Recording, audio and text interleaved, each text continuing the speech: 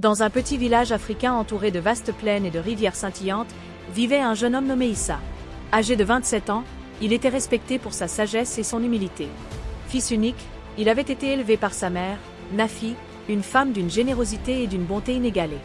Nafi était connue de tous comme une conseillère avisée, une confidente qui trouvait toujours les mots justes pour apaiser les cœurs troublés. Cependant, un matin, alors que le soleil se levait timidement sur le village, un cri retentit dans la maison d'Issa.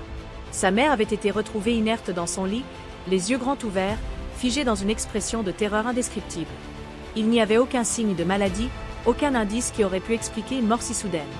Sa disparition laissa un vide immense dans le cœur de son fils et dans celui des villageois. Les funérailles de Nafi furent organisées dans la précipitation, comme le voulait la tradition. Son corps fut lavé et enveloppé dans un pagne blanc avant d'être porté au cimetière du village, sous un manguier centenaire. Les villageois, émus aux larmes, récitèrent des prières et déposèrent des offrandes en son honneur. Mais pour Issa, la douleur ne s'estompait pas. Il ressentait au plus profond de lui que quelque chose n'allait pas. Une étrange sensation de malaise s'était installée en lui, comme si un secret pesait sur la mort de sa mère. Des signes inexplicables après l'enterrement. Quelques jours après l'enterrement, des phénomènes troublants commencèrent à se manifester dans le village. Chaque nuit, un vent froid balayait le cimetière, alors que le reste du village baignait dans une chaleur écrasante. Les anciens, habitués aux caprices de la nature, ne trouvaient aucune explication à cet étrange phénomène. Les enfants, eux, racontaient qu'ils entendaient des murmures lorsqu'ils passaient près de la tombe de Nafi. Certains parlaient d'un souffle lugubre, d'autres affirmaient entendre des gémissements. Un matin, Issa fut réveillé par des villageois affolés. La tombe de sa mère avait été retrouvée entr'ouverte, comme si quelqu'un l'avait creusée durant la nuit. Aucun animal n'avait pu faire cela, et aucune trace humaine ne menait jusqu'à la tombe.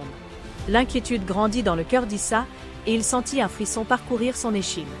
Ne pouvant plus supporter ces événements troublants, il alla voir sa grand-mère, Mame Diarra, une vieille femme au regard profond et aux connaissances ancestrales sur le monde des esprits. « Grand-mère, lui dit-il, je ne peux ignorer ces signes. Quelque chose ne va pas. On parle de murmures, de vent glacé, et la tombe de ma mère, elle a été dérangée. » Mame Diarra, qui était assise sur une natte en train de trier des feuilles médicinales, arrêta son geste et posa son regard sur son petit-fils. « Mon enfant, murmura-t-elle, lorsque les morts veulent parler, il faut les écouter. » Elle marqua une pause, puis reprit. « Ta mère était une femme droite et bonne, mais parfois, même les âmes les plus pures peuvent être empêchées de reposer en paix. Il te faut découvrir ce qui la retient. » Les paroles de sa grand-mère résonnèrent en lui comme une vérité implacable. Issa savait désormais qu'il ne pourrait pas trouver la paix tant qu'il n'aurait pas découvert ce qui se cachait derrière ces mystères. Un début d'enquête. Déterminé à comprendre, Issa retourna auprès de la tombe de sa mère à la tombée de la nuit. Armé d'une lanterne et d'un courage fragile, il s'assit sous le manguier et attendit. Le vent froid soufflait de nouveau, soulevant la poussière et faisant bruisser les feuilles. Puis, il l'entendit. Un murmure ténu, semblable à un souffle léger, mais distinct. Il fronça les sourcils et tendit l'oreille. Il croyait reconnaître une voix qu'il connaissait bien. Son cœur se mit à battre plus fort. Issa, ce simple murmure fit trembler tout son corps. C'était la voix de sa mère. Il se leva d'un bond et scruta les alentours, mais il n'y avait personne. Seule l'ombre des tombes s'étendait sous la lueur blafarde de la lune.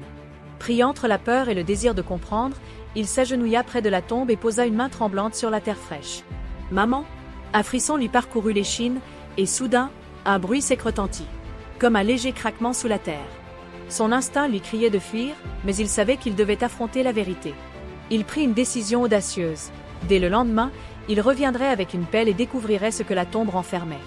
Quelque chose lui disait qu'il était sur le point de lever le voile sur un terrible secret. Mais était-il prêt à affronter la vérité? L'air et la tristesse. Il n'avait jamais imaginé que la trahison puisse venir de si près. Il passa la nuit à réfléchir à ce qu'il devait faire. Son cœur lui disait de livrer sa tante aux anciens du village pour qu'elle réponde de son crime, mais une autre voix, plus profonde, lui soufflait qu'il valait mieux laisser la justice divine suivre son cours. Le lendemain, il se rendit à la case du marabout pour trouver une solution définitive. Ce dernier lui expliqua que la boîte contenant les objets mystiques devait être détruite selon un rituel bien précis. Brûler la boîte ne suffisait pas. Il fallait la purifier avec des herbes sacrées et prononcer des incantations pour briser le lien qui retenait l'âme de sa mère prisonnière. Cette nuit-là, accompagné du marabout et de quelques sages du village, Malik se rendit au cimetière. Une fois devant la tombe de sa mère, ils disposèrent les objets trouvés dans un grand bol en argile. Le marabout alluma un feu et y jeta des feuilles de baobab et de quinquiliba, plantes réputées pour leur vertu purificatrice. Il murmura ensuite des prières dans une langue ancienne que seuls les initiés comprenaient. Alors que les flammes dansaient, un vent glacé se leva brusquement, soufflant sur les torchers et plongeant le cimetière dans une obscurité oppressante. Malik sentit son cœur se serrer. Était-ce un signe que l'âme de sa mère résistait encore? Le marabout continua ses incantations sans faillir, et lentement, le vent se calma. Lorsque le dernier morceau de la boîte fut réduit en cendres, un silence lourd s'installa. Puis, comme si l'univers lui-même répondait à leurs prières, une étoile filante traversa le ciel. Malik sentit une chaleur apaisante envahir son être.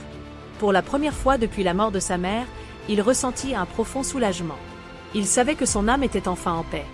Mais tout n'était pas encore terminé. Il restait à confronter la vérité avec le reste du village. Le lendemain matin, les anciens réunirent tout le monde sous le grand baobab du village. Malik prit la parole et raconta tout ce qu'il avait découvert. Il parla de la boîte, des objets mystiques, du vent glacé autour de la tombe et surtout de la trahison de sa tante. Les villageois étaient sous le choc. Certains pleuraient en réalisant l'injustice qui avait été faite à Hawa, la mère de Malik, une femme connue pour sa bonté et sa générosité. D'autres murmurèrent des prières de protection, effrayés par la puissance du mal qui avait été invoquée dans leur propre communauté. La tante de Malik fut amenée devant les anciens. Son visage était fermé, mais son regard trahissait la peur et le remords. Elle savait que son secret avait été dévoilé. Les anciens, après de longues délibérations, décidèrent de la bannir du village. Ce fut une décision difficile, mais nécessaire pour éviter que de telles atrocités ne se reproduisent. Malik, quant à lui, resta silencieux. Il n'éprouvait ni satisfaction ni soulagement en voyant sa tante partir. Il savait que la haine et la vengeance n'apportaient rien de bon. Tout ce qu'il souhaitait, c'était tourner la page et honorer la mémoire de sa mère. Les jours passèrent et le village retrouva peu à peu son calme. Malik, lui, se consacra à aider les autres, comme sa mère l'aurait voulu. Il devint un homme respecté, un guide pour les jeunes du village. Son épreuve l'avait transformé, et il savait désormais que l'amour et la justice triompheraient toujours du mal. Un soir, alors qu'il observait le ciel étoilé, il sentit une brise douce caresser son visage. Il sourit. Il savait que c'était un signe. Sa mère veillait sur lui, et enfin, elle reposait en paix.